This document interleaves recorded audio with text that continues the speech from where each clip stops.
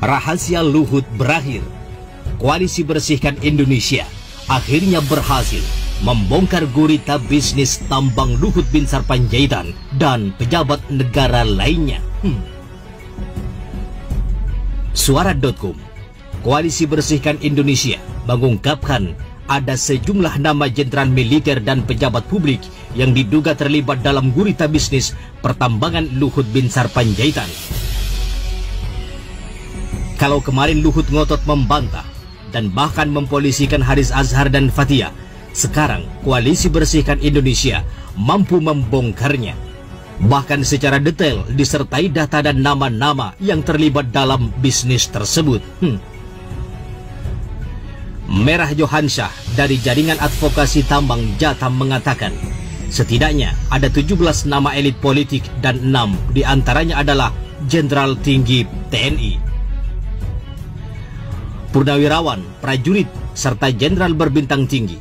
4 diantaranya adalah mantan menteri dan menteri aktif seperti Pak Luhut sendiri sebagai Menko, kata Merah dalam diskusi virtual pada Jumat 8 Oktober.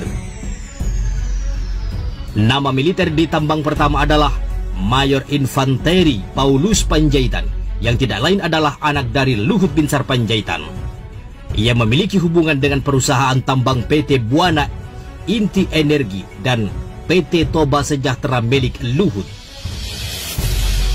Nama kedua adalah Letnan Jenderal TNI Purnawirawan Haji Sumardi dan Jenderal Purnawirawan Fahrul Razi, ex-Menteri Agama, yang merupakan komisaris di PT Toba Sejahtera milik Luhut.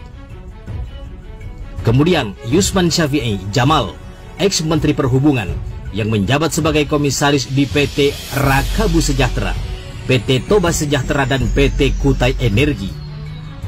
Lalu Letnan Jenderal Purnawirawan Eko Wiratmoko, yang pernah menjabat Pangdam Patimura dan Brawijaya, serta pernah menjadi elit Partai Golkar dan Sekjen Cakra 19, yakni tim sukses Jokowi saat itu.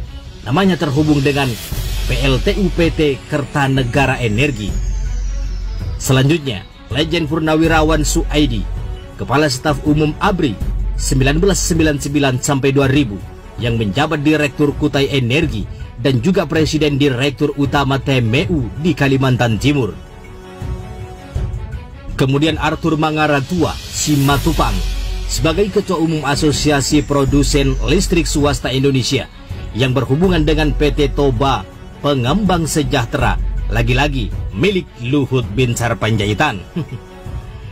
Pandu Patria Syahir, dia adalah keponakan Luhut Binsar Panjaitan, pengurus Kadin yang terlibat dalam Satgas Omnibus Law, Ketua Organisasi Pertambangan Batubara Indonesia 2015 hingga 2018 dan 2018 hingga 2021. Namanya terhubung di PT Toba Bara Sejahtera Energi Utama.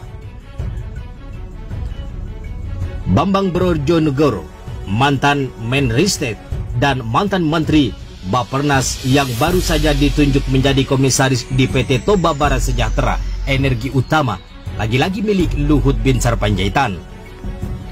Ada pula nama Afif Budi Sulistyo, adik ipar Presiden Jokowi, yang merupakan Direktur PT Rakabu Sejahtera, yang berkongsi dengan PT Toba Sejahtera milik Luhut Binsar Panjaitan. Kemudian mantan komisaris BUMN PT Pupuk Kaltim, yang saat ini menjabat sebagai komisaris BUMN PT Pupuk Sriwijaya Pusri, Bambang Supriyambodo, juga terhubung dengan PT Rakabu Sejahtera.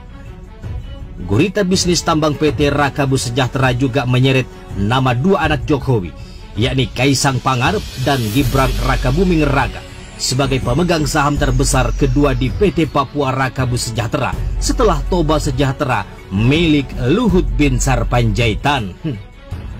Merah menyebut nama-nama pejabat publik dan militer ini terhubung langsung dengan gurita bisnis tambang Luhut Binsar Panjaitan yang banyak beroperasi di Kalimantan Timur dan Papua.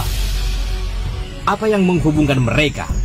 Aktor-aktor tadi ternyata juga memiliki jejak, bukan hanya di Kalimantan Timur, tetapi juga di Papua, jelasnya. Saham Tobakom Del Mandiri dan Tambang Raya Sejahtera seluruhnya juga terhubung dengan PT Toba Sejahtera, yang sahamnya terhubung dengan Pak Luhut Binsar Panjaitan. Merah menegaskan perusahaan-perusahaan tambang ini telah berdampak buruk terhadap lingkungan dan masyarakat secara langsung, seperti tanah longsor, banjir hingga bahaya lubang tambang. Dia juga mengecam laporan pidana yang dilakukan oleh Luhut terhadap aktivis lokal Taruh Haris Azhar dan Kontras Fathia Maulidianti karena tidak terima namanya disebut bermain tambang di Papua.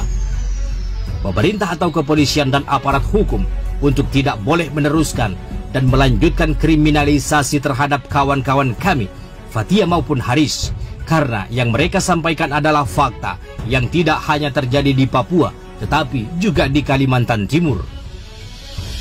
Pemerintah juga harus memperkuat penegakan hukum dalam operasi tambang batu bara. Nama-nama pejabat publik dan militer di pusaran bisnis ini justru akan melemahkan posisi negara untuk menyelamatkan lingkungan hidup. Untuk diketahui, Koalisi Bersihkan Indonesia terdiri dari YLBHI, Jatam, ICW Kontras, Walhi, Fraksi Rakyat Indonesia, Greenpeace Indonesia, dan Sajogyo Institute.